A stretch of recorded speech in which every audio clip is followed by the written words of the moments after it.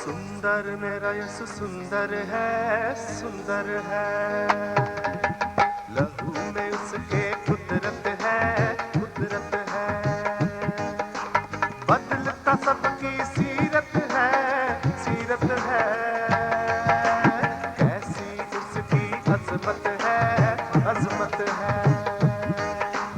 सुंदर मेरा यसु सुंदर है,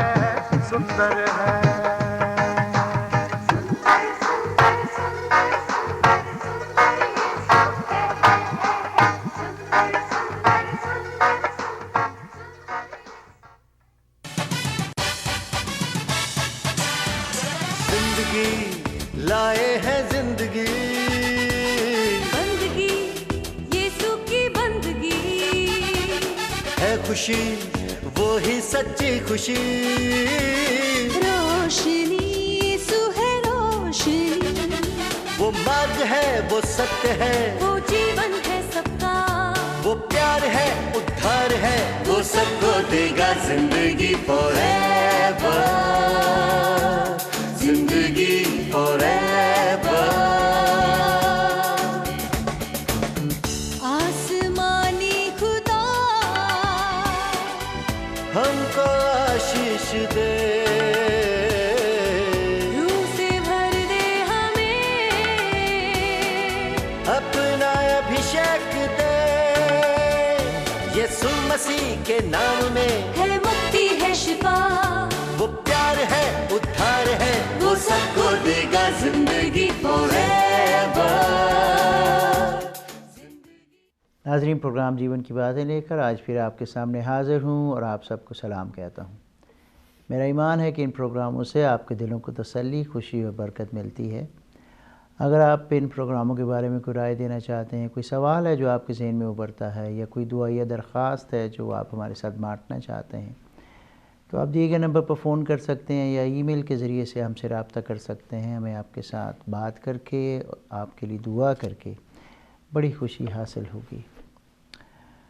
आज थोड़ी देर के लिए हम गौर करना चाहते हैं कि वो लोग जिनका ज़िक्र बाइबल में आता है, क्या सब के सब बहुत कामिल लोग थे? और अगर आप मुआज़ना करें या तहकीक करें तो आपको पता लगेगा कि बहुत सी ज़िंदगियाँ जिनका ज़िक्र बाइबल मुक़द्दस में आता है, right from the start of Adam, वो डिसफंक्शनल सी लाइफ्स थी। और मैं भी कुछ लोगों का ज़िक्र करूँगा और फिर हम आगे देखेंगे कि इसके बावजूद खुदा जो है वो इनको इस्तेमाल करता है। और इस सारी बातचीत में आज हमारे लिए भी तसल्ली और ख़ुशी की ख़बर ये है कि व्हाटएवर वी गो थ्रू, चाहे हमारी ज़िंदगी में कुछ भी हो, हम खुदावंद के फ़ज़ल के तख्त के पास जाकर अपने लिए मदद हासिल कर सकते हैं और अपने जीवन को खुदावंद के इरादों और मर्ज़ी के मुताबिक गुजार सकते हैं। बहुत किरदार हैं बाइबल में जो हम देखते हैं कि मुश्किलात का शिकार हुए, उनमें गलतियां और कमज़ोरियां पाई गईं। आदम के बारे में हम क्या पढ़ते हैं कि वो पहला इंसान था दुनिया में जो आया, पहली तख्लीक खुदा की, और वो एक ऐसा इंसान बना जिसने दूसरों की तरफ इल्ज़ाम लगाया। अपनी गलती करके उसने ये नहीं कहा कि हाँ मैंने किया, बल्कि उसने कहा कि ये औरत जो तूने मुझे दी खुदाबंद, तेरी गलती है, इस औरत की गलती है जिसने मुझे ये फल खाने को उकसाया। तो he was the blame shifter. और ऐसी लगता है जैसे कि वो भी हमारी तरह ही इस प्रेशर में कमज़ोर निकला। और फिर हम देखते हैं कि आदम और हव्वा का जो पहला बेटा था قائن نے اپنے بھائی کو قتل کیا. پہلا مرڈر جو اس دنیا میں ہوا وہ اس کا ذکر بھی بائبل مقدس میں پایا جاتا ہے. قائن پیدائش کی کتاب اس کے 4 باب میں. اور پھر ہم اپنے جو ایمانداروں کا باپ کہلاتا ہے ابراہیم، اس کے بارے میں دیکھتے ہیں کہ وہ بھی بہت مرتبہ ایسا کمزور شخص پایا گیا کہ وہ جھوٹ بولنے میں بھی اس نے کوئی ہچکچاہٹ محسوس نہ کی. اور نہ صرف یہ بلکہ اس نے اپنی جان بچانے کے لیے کئی دفعہ اپنی بیوی کو دوسروں کے حوالے کر دیا. لیکن آج اس کا ذکر پڑھا جاتا ہے ابراہیم، جو کہ ایمانداروں کا باپ ہے. اس کی بیوی سارہ کے بارے میں کہا جاتا ہے جو بہت خوبصورت عورت تھی.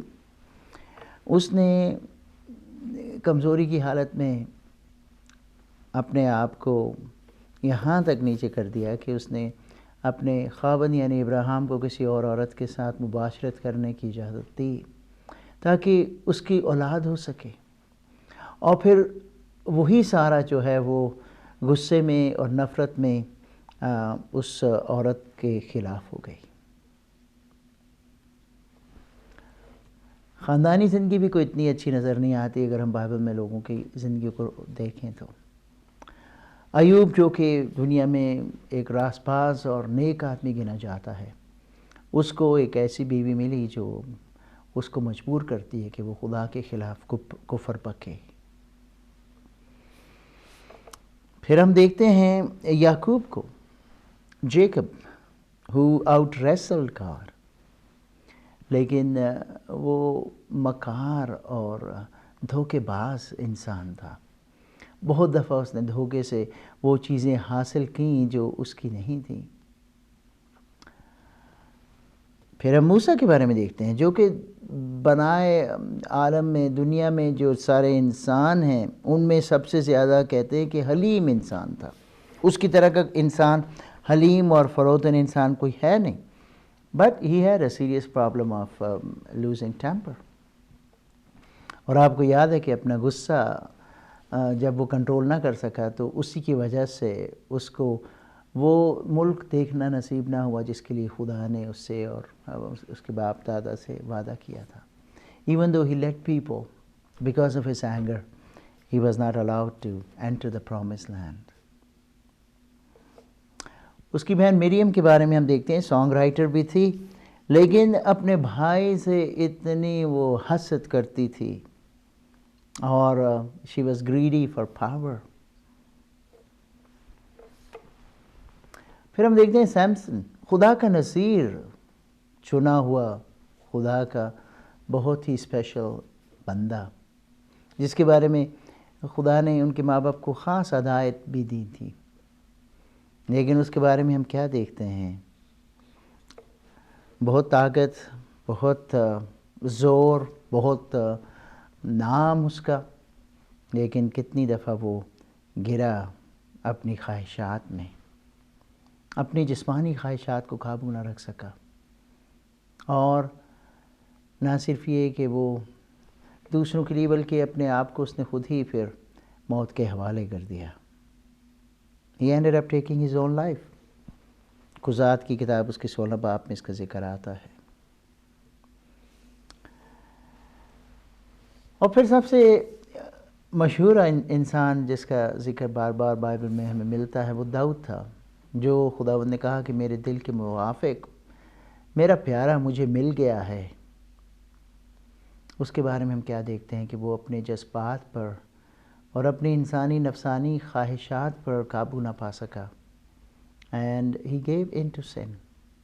اور نہ صرف اس نے زنا کاری کی بلکہ اس نے قتل بھی کیا. اور نہ صرف یہ بلکہ پھر جھوٹ بھی بولا اس بات کو چھپانے کے لیے. لیکن اس کے باوجود وہ کام جو اس نے کیے کوئی ایسا بادشاہ کبھی کر نہ سکا. اس کا دور جو ہے اسرائیل کی حکومت کے دوروں میں سے سب سے سنہری دور کہلاتا ہے. اس کے بیٹے سلمان کے بارے میں ہم پڑھتے ہیں. سلیمان بادشاہ جس کی شہرت، جس کی حکمت کی باتیں جو ہیں اس ساری دنیا میں دور دور تک پھیلی ہوئی تھیں، اور لوگ آتے تھے اس کی حکمت سے فائدہ اٹھانے، اس کی حکمت سیکھنے کے لیے، اس سے باتیں سننے کے لیے. لیکن ہم دیکھتے ہیں کہ اس کی بہت بڑی پرابلم تھی کہ وہ سیکس ایڈکٹ. اس کی 1000 بیویاں اور حرمیں تھیں.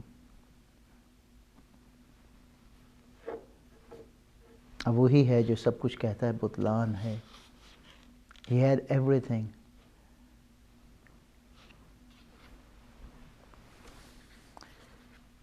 سو پھر کیا کریں؟ یہ سارا کچھ جو ہم بائبل میں پڑھتے ہیں، خداوند نے اجازت دی ہے کہ وہ ان ساری زندگیوں کے بارے میں سب کچھ صاف صاف بیان کر دے. ہمارے لیے اس میں کیا سبق ہے؟ ہم کیا اس میں دیکھ سکتے ہیں؟ پہلی بات تو یہ کہ خداوند ہمارا ٹوٹل بینگ جانتا ہے. ہمیں پوری طرح سے، باہر سے بھی اندر سے بھی. He knows exactly what we are, what potentials we have. ہماری کمزوریاں کیا ہیں، ہم کیا کچھ کر سکتے ہیں، ہم کہاں تک نیچے گر سکتے ہیں. God knows it. اور بائبل کی خوبصورتی بھی یہی ہے کہ یہ کوئی ایسے دلچسپ اور ہیروئک کہانیاں نہیں کہ ہر ایک کی کامیابی کی داستانیں یہاں پر ہوں، بلکہ یہاں پر جو تصویر ہمیں پیش کی گئی ہے وہ یہ ہے کہ خداوند انٹرسٹڈ ہے ان لوگوں میں جو عام سے لوگ ہیں، اور ان عام لوگوں کو وہ خاص لوگ بنا دیتا ہے اور ان کو اپنے خاص خاص کاموں کے لیے استعمال کرتا ہے. بے شک ان کی بہت سی کمزوریاں ہیں، بہت سی بری عادتیں ہیں، ان کی جو کردار ہیں ان میں بہت سی ایسے دراڑیں ہیں، لیکن اس کے باوجود خدا انہیں استعمال کر سکتا ہے. تو اس سے میرے بہن بھائی، مجھے اور آپ کو یہ تسلی ملتی ہے کہ بے شک ہم بھی بہت جگہ پر اکثر خطا کرتے ہیں، ہم میں بہت سی خرابیاں ہیں، ہم میں بہت سی کمیاں اور کمزوریاں ہیں، لیکن اس کے باوجود خداوند کا ہم سب کے لیے کوئی نہ کوئی پلان ہے. اور جیسے ان سب لوگوں کا جن کا ذکر کیا، ان کو خداوند نے کسی نہ کسی طرح سے استعمال کیا اپنے کام کو پورا کرنے کے لیے، باوجود ہے کہ وہ کہیں نہ کہیں گرے اور کمزور پڑے اور ان سے پاپ ہوا، انہوں نے غلطیاں سرزد کیں. ان کے کردار جو تھے اتنے وہ ایسے ہیروئک اور ماڈل نہیں تھے جن کو فالو کیا جا سکے. اس کے باوجود بھی خداوند نے اپنے کام کے لیے ان کو ایک وقت پر چنا اور انہیں اپنے کاموں کے لیے استعمال کیا. خداوند کا کلام ہمیں دعوت دیتا ہے کہ ہم ان زندگیوں کو دیکھیں اور اس بات کی روشنی میں دیکھیں کہ خداوند کے پلان میں ان لوگوں کا جو کمزور لوگ تھے بے شک ایک بہت بڑا حصہ تھا. اور آج ہم ان کی داستان پڑھ کر، آج ہم ان کی کہانی کے واقعات، ان کی زندگیوں کے واقعات پڑھ کر ہم ان سے سبق حاصل کر سکتے ہیں.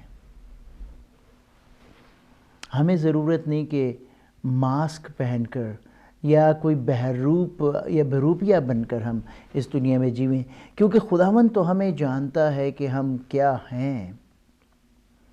اگر کمزوری ہے، اگر کوئی ہماری اپنی پرانی پرابلم ہے، کوئی عادت ہے جس پر ہم قابو نہیں پا سکتے، تو we know what to do about it.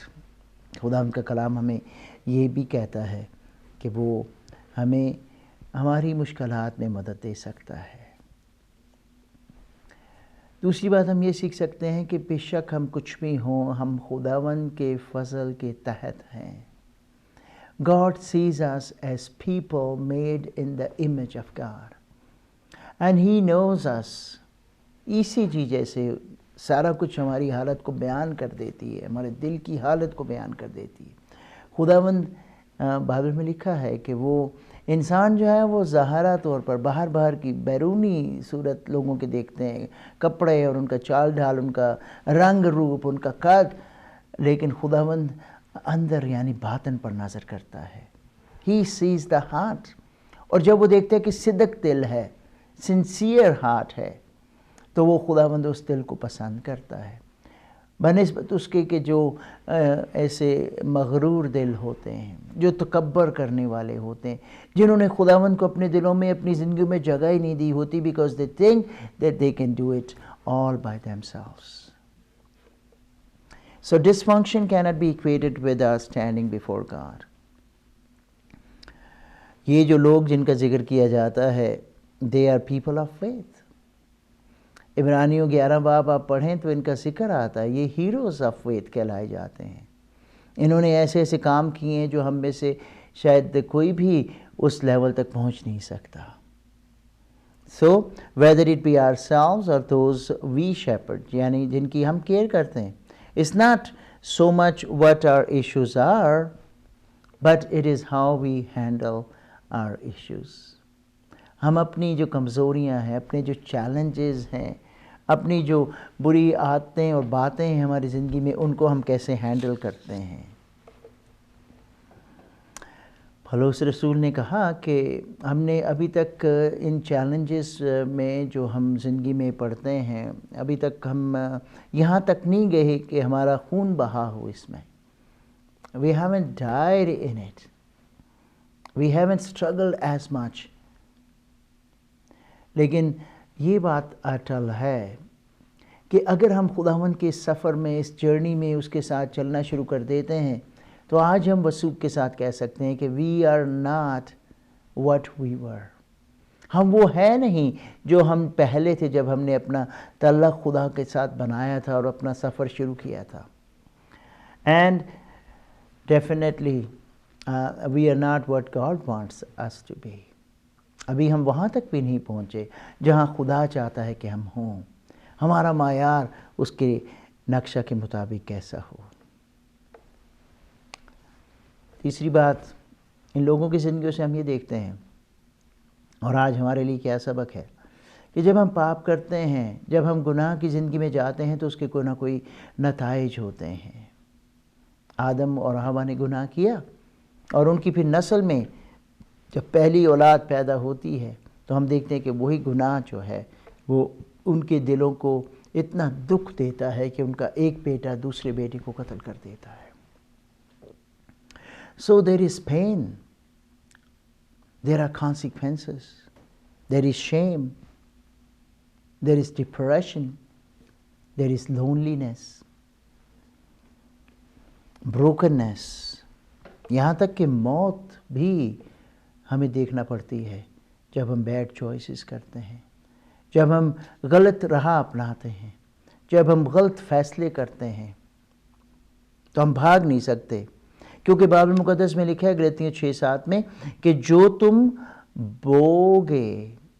بوتے ہو وہی کاٹو گے. ہم خدا کو ٹھٹھوں میں اڑا نہیں سکتے. Because God said the soul that sins shall die. جب ہم پاپ کی حالت میں رہتے ہیں، پاپ کی زندگی گزارتے ہیں تو اس کے ساتھ کانسیکوینسز ہیں. ہم بچ نہیں سکتے اس سے. خدا کے لوگ بھی نہیں بچے. سارہ کو، ابراہیم کو خاندانی طور پر بڑی ٹینشن کا سامنا کرنا پڑا. اور پھر ہم دیکھتے ہیں کہ داؤد کے گھر میں اس کی گناہ کی وجہ سے بہت ساری اس کو پرابلم خود بھی فیس کرنا پڑی، یہاں تک کہ پوری جو حکومت تھی، بڑی سلطنت تھی، وہ ٹکڑوں میں بٹ گئی.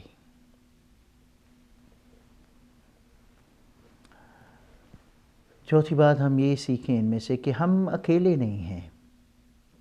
جب ہم مشکلات میں سے گزرتے ہیں تو we are not only ones. ہمارے سامنے ایک گواہوں کا بہت بڑا بادل ہے، جھم گھٹا ہے. بہت سے لوگ ہیں جن کے ساتھ ہم آئیڈینٹیفائی کر سکتے ہیں، جن کو آج بائبل ہیروز کہا جاتا ہے. وہ ہماری طرح کے عام انسان تھے. ان کی زندگیاں میسی تھیں. They had messy lives. But they still recorded in the Bible. ان کو ہیروز کے طور پر پیش کیا گیا ہے.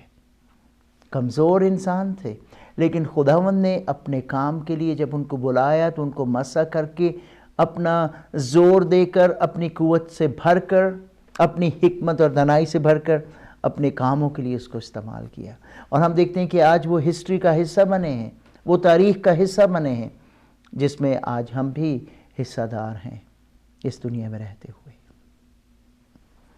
پانچویں اور آخری بات میں آپ کو یاد کرانا چاہتا ہوں، خوشی کی خبر ہے، خوشی کی بات ہے، وہ یہ ہے کہ یہ ہمارے لیے فضل کا ایک بہت بڑا موقع ہے۔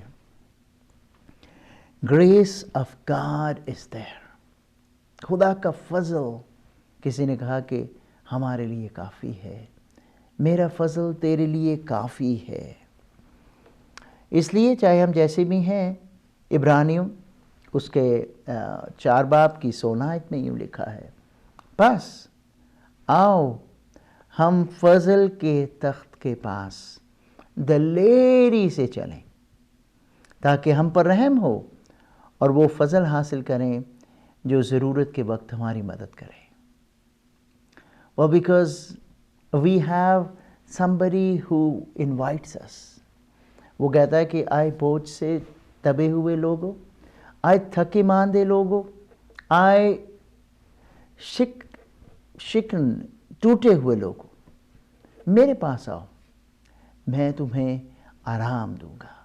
وہ اپنی باہیں پھیلا کر ہمیں کہتا ہے، کمزور ہو، گرے ہوئے ہو، تھکے ہوئے ہو، ماندہ ہو، آ جاؤ میرے پاس۔ خداوند کی باہیں مجھے اور آپ کو اپنے گلے میں لینے کے لیے، اپنے گلے سے لگانے کے لیے تیار ہیں۔ And that's what is redemption all about.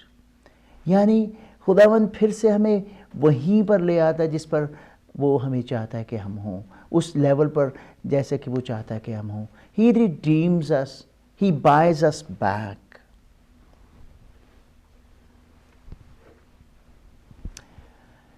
اب انہی خیالات کی روشنی میں ہم دیکھیں کہ اگر ہم خداوند کے فضل کے تخت کے پاس آ چکے ہیں، اگر ہم نے اس کے فضل کا مزہ چکھ لیا ہے، تو آج لوگوں کو ہم کس نظر سے دیکھتے ہیں جو ہمارے آس پاس ہیں؟ یاد رکھیں کہ it doesn't matter how they are seen, God loves them. ہم بھی اپنی باہیں پھیلا کر ان میسی لائفز کو اپنے گلے سے لگائیں، ان کو بھی سہارا دیں، ان کو بھی خدا کی محبت اور خدا کے فضل کے تخت کے پاس لے کے آئیں، کیونکہ اگر وہ گر گئے ہیں آج تو خداوند ان کو اٹھانے کے لائق اور قابل ہے۔ آئیے اس کام میں خداوند کے ساتھ مل کر حصہ ڈالیں۔ آمین۔ ہے دنیا کا راجا یسوع، ہے دنیا کا، ہے دنیا کا راجا یسوع، ساتھ ہے تیرے وہ، نہ اب تو رو کہ یسوع تجھے پیار کرتا، او یسوع مجھے پیار کرتا، وہ سب سے ہے پیار کرتا۔ آج خوشیاں مناؤ لوگو، او یسوع تجھے پیار کرتا، او یسوع مجھے پیار کرتا، وہ سب سے ہے پیار کرتا۔ آج خوشیاں مناؤ لوگو۔